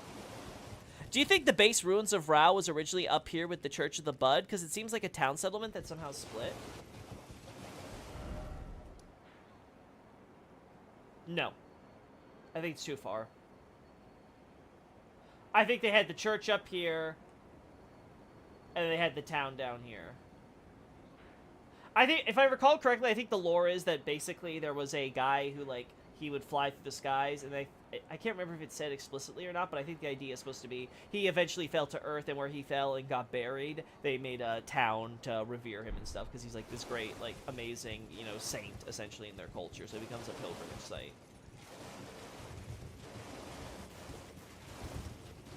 That's what I think the idea is. The town was founded because Orvis, if I recall correctly, found. Yeah, that's what I recall too. I just couldn't remember if that was interpretation or if that was explicitly in the text, which is why I want to be careful there. But yeah, that's what I think the idea is, at least. Oh, Dolvis, my beloved! You know, I completely forgot this guy was down here. Let's get shots of him, though. Ordovis! I'm sorry, not Ordovis. Devonia, Denovia, whatever the frick your name is. The other Ordovis. At first, I was wondering if this was if his look was connected to America's hammer, but I'll be honest, I think it's more so having to do with the idea of crucible hammers. You know, hammers that are made with crucible arms, but they're used for, I don't think it's sewing. I forget what, I have to look it up, but I remember noting down because there was an interesting connection there with hammers like that, and I was like, huh. I guess the idea is it's supposed to be kind of like, you know, I am a product of the crucible and I shall be used to enact its will. I forget. Was it for metalworking? It's for something. Anyway.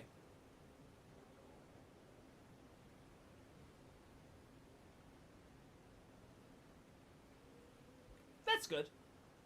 That's some good lighting.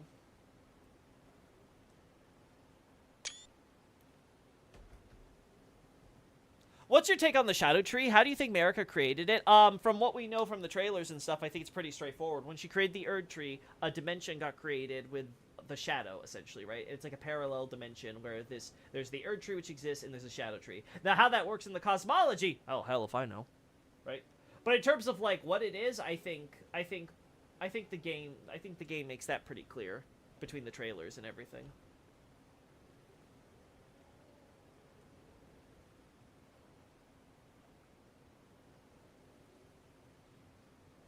Man, god fucking damn this game. Why is it gotta look so fucking atmospheric?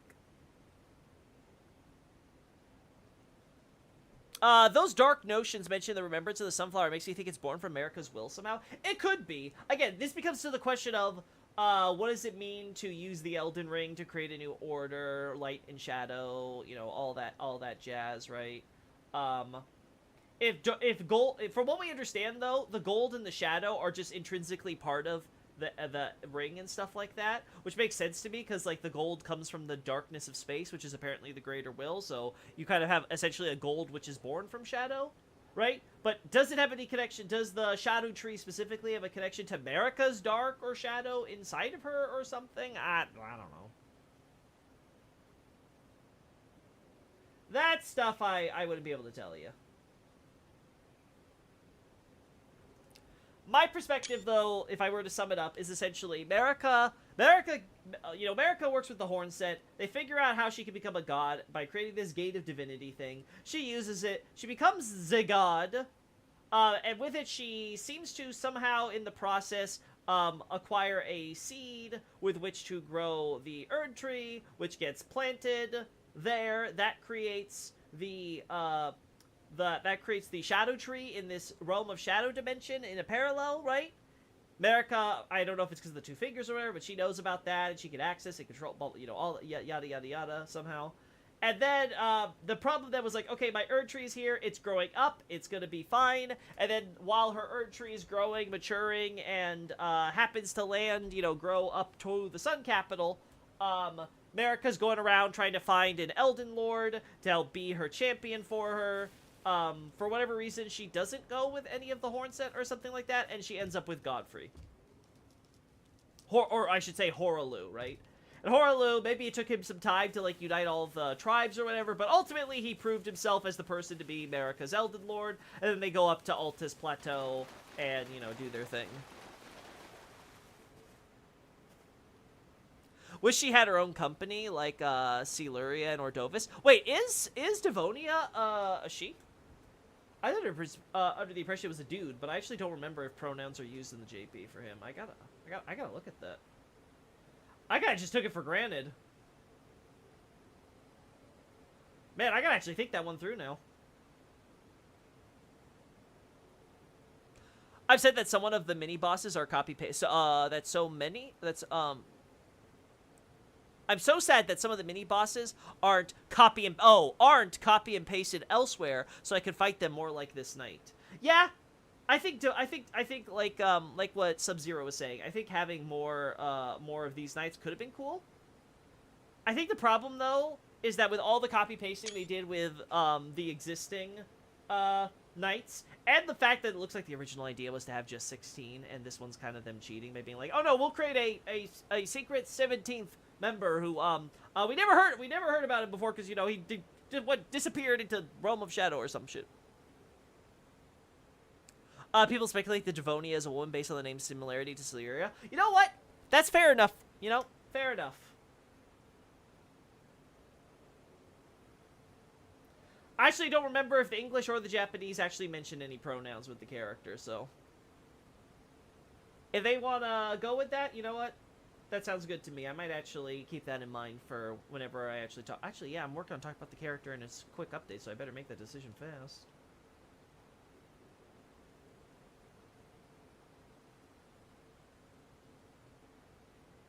There we go.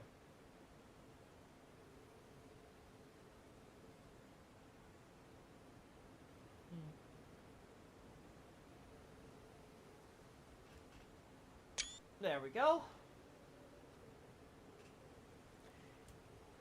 It's funny how it's basically just...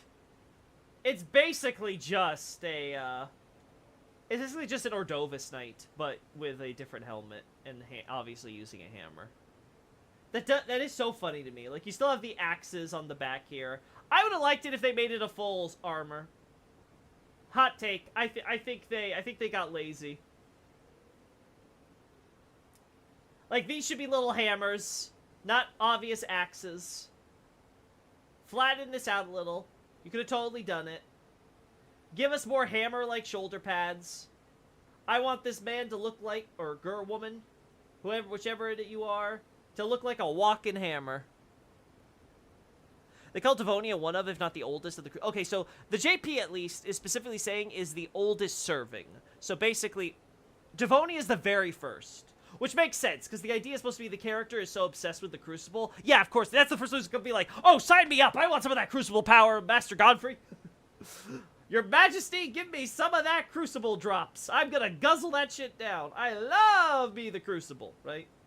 So that makes sense to me. It's like, oh yeah, of course you're the first one. Who ironically is also the first to, like, leave the side of the Crucible, because it's like, I gotta figure out where this thing came from! I love me some Crucible.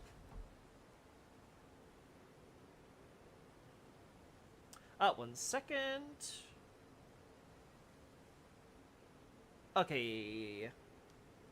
All right, I gotta head off soon enough to chat. So let's wrap things up. But what was I? But yeah, like I feel like I like the idea of the character. I just wish the armor wasn't so, you know, kind of lazy.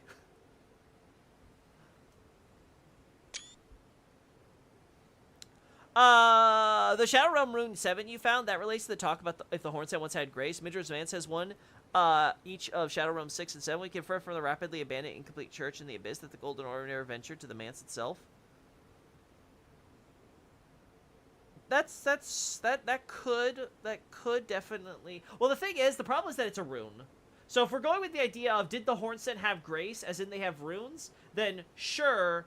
But that doesn't really say much, because from what we can tell, every living thing has runes. The question would be, did they have the grace of the golden eyes, right? I assume that's what you're trying to get at, Night Scout. Forgive me if I'm wrong. And that's where I'm skeptical when it comes to that question. Because I don't think having runes necessarily translates to having the grace of gold in the eyes. Alright, I think it's enough of, like, the close-ups and stuff, so maybe something over there. I'm so annoyed at the suffix of land sacs. I used to think that sax was for female ancient dragons and sax, but now we have flora sacs, and I don't know what's supposed to... Okay. Sub-Zero, I'm going to answer all your problems right now, and you might be a little pissed when you hear what the answer is. It's not supposed to be sax, it's supposed to be sax, like all the others. The localization arbitrarily decided to add an E there. There is nothing in the Japanese text that would distinguish it from any of the other dragons. So it's supposed to be sax. Yeah, Grace of Golden Eyes. Okay, good. So I'm understanding what you ultimately are wondering then. Good. The skulls in the overworld suggest that the rune items in the Grace of Gold that was once in a person's eyes. Yeah, I'd have to look over those all then, because, again, that would probably be the best argument then, because if you can tie the Hornset to having the Grace of Gold, that would then be the... I still don't think it's true, but I think it would be the best case you can make that it's possible the Godskins are Hornset, right? And therefore, you could make an argument that, oh no, it was totally Marika and some Empyrean lady who were competing for becoming God. That'd be the best argument for that, then. 6 and 7 are the only ones that don't mention Mesmer's Crusade or Marika's army. Gotcha.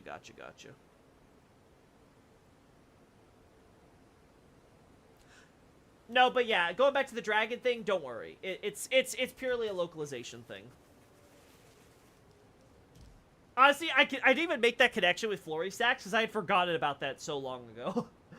Like, that was kind of one of the things where I was like, why are we being inconsistent? Like, why are we doing this? Like, there's no reason for you to do this. Like, this is so dumb.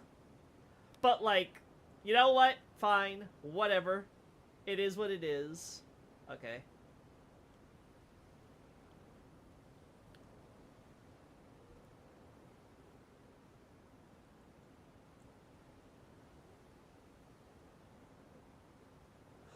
Is it possible her name is also a pun on ransack? I would say no. Because so far, if yeah, Xavier says it means rock. I remember looking it up, and like Sax had a very specific meaning that was very obviously connected to the dragons. So it was just a thing of, oh, they take the beginning or whatever for the first half, and they make a portmanteau with Sax, right? So it becomes like Grand Sax. Geez, I wonder why the giant dragon. You might even say he is grand. And he's a giant boulder, like called the Great Boulder or whatever, is called Gran Sax. Right? Stuff like that. It means rock, Lance Rock specifically. Oh.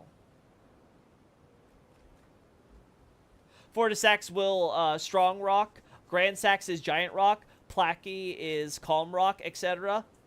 So yeah, see? Yeah, that makes sense, because Placidus Sax is kind of just, calmly, resting in the storm or whatever it is, right? So, okay, yeah, I like this angle. Let's go with this.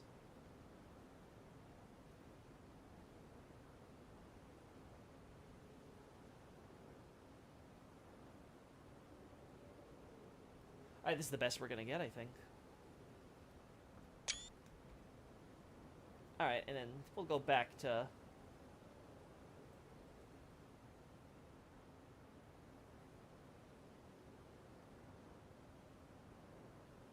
We'll do this one too, because I just like the lighting on the background.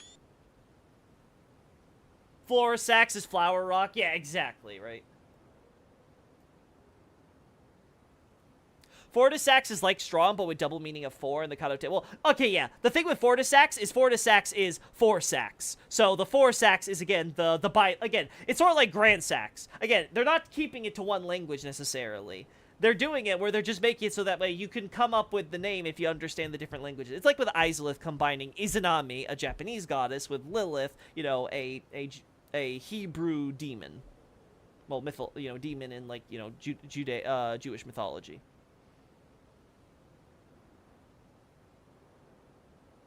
No, it's definitely not the Force. You have to, Night Scout, believe me. The 4 is a very big, like, 4 and death is a very big trope in Japanese media. Like, it is, you're always gonna see it. As an evil rock? No. It's just, it's because 4 in Japanese can be read as she, which is the same as the kanji for death. So it's one of those things where it's like, it's a pun. It's a pun. If you know, you know. Like, no, Senna Sax Loki. That one I do not know about. The trailer, Ancient Dragon. The Shadow Tree, if the Shadow Tree is really born with the Air Tree, it makes me laugh to imagine Marika looking at the dimensions she actually created with her godly powers. Let's keep it there, just in case. Well, I think my perspective on that is that, Marika didn't really care. Right? Because who cared? Like, her thing was obviously the gold and the bright and all that. Like, it didn't matter for her if there was, like, a shadow with her gold, I don't think. I think it only became relevant to her when it came to putting this entire piece of the lands between in there. Which I would date to the Crusade. Because, again, if it was already hidden in shadow before she decides she's going to crusade everybody, I would question the wisdom of that, because again, she should be the only one who knows where it is, and all, like there's a lot, it causes more questions than answers on why she would be hiding everything else so early. So I'm pretty sure the idea is just, there was the tree in the separate dimension, then later she gets the bright idea, oh, I can put everything in this separate dimension. And then I guess you could maybe ask the question of, will that be dangerous for the Erd Tree or whatever if you do that? Because what happens if the Shadow Tree gets affected? Could that harm the Erd Tree theoretically? I don't know what the answer to that is. But let's assume that's the case. Then Marika can just be like, okay, don't worry, I'll send my son, who also could be a god risk for me, and do the crusading on my behalf to prove his loyalty. That would be great. That problem will be solved. And then, of course, obviously we know the whole ceiling, the tower and shadow and all that for it to be extra secure. The Shadow Tree was her abandoned child. Yeah, you know what? You know what? Damn, you're right. You're right. No lies detected. Where are my dragons? I demand dragons. Oh, this is so awful. You know what, chat? I have to end this stream right here. I cannot believe that Miyazaki did not give me my dragons at my Dragon Peak. I am so insulted. It's really just prefix suffix, yeah, basically. Spurn them for we are, spurn them all for we are abandoned. Yeah. Grand sex also just for both the grain and because granum can be a word for grain and grants is like they harvested for materials by draconic trees. I guess, but I think that one might be a bit of a stretch, but that's a funny one to think about. Anyway, guys, I do gotta go though. It was great hanging out with all of you. Great seeing some faces that I don't get to see a lot in here. Hope you guys just enjoyed it, especially you lurkers there. I know who you are. Anyway, be safe, y'all. Bye.